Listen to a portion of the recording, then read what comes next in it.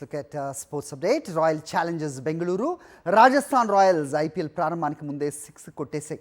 ఈ రెండు ఫ్రాంచైజీల చేతులు మారాయి. రెండు జట్లను వాటి ఓనర్లు అమ్మేశారు. ప్రస్తుతం ఆర్సీబీ నడిపిస్తున్న యునైటెడ్ స్పిరిట్స్ 16,660 కోట్లకు ఫ్రాంచైజీని అమ్మేసింది. Aditya Birla group, Times of India, Blackstone, Bold వెంచర్స్తో కూడిన కన్సార్షియం దీన్ని దక్కించుకుంది. మహిళల జట్టు కూడా ఈ కన్సార్షియం గూటికే చేరింది.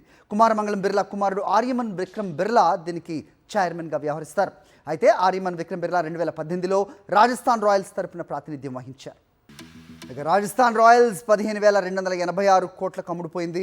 అమెరికాకు చెందిన కల్ సోమని నేతృత్వంలోని కన్సార్షియం దీన్ని కొనుగోలు చేసింది.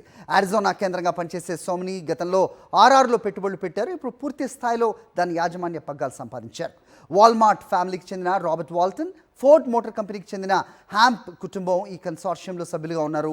మొత్తంగా ఆర్సీబీ, ఆర్ఆర్ జట్లకు కొత్త ఓనర్స్ రానున్నారు. ఈ ఐపీఎల్ ముగిసిన తర్వాత బీసీసీఐ ఆమోదం తర్వాత యాజమాన్య హక్కులు ట్రాన్స్ఫర్ అవుతాయి. 2008లో ఐపీఎల్ స్టార్ట్ అయినప్పుడు ఆర్సీబీ విలువ 500 కోట్లు, ఇప్పుడు ఏకంగా 16,000 కోట్లకు పైన. అప్పుడు లీగ్లో అత్యధిక ధర పలికిన ఫ్రాంచైజీ ఇదే. విజయ్ మాల్యా భాగస్వామిగా ఉన్న యునైటెడ్ స్పిరిట్స్ ఈ ఫ్రాంచైజీని నడిపించింది. ఇక అప్పట్లో రాజస్థాన్ రాయల్స్ విలువ 300 కోట్లు. తక్కువకు అమ్ముడైన ఫ్రాంచైజీ ఇదే అని చెప్పాలి. 18 ఏళ్లలో దీని విలువ దాదాపు 2,300% పెరిగింది. దివంగత క్రికెటర్ షేన్ వార్న్ ఇందులో షేర్ కూడా ఉంది.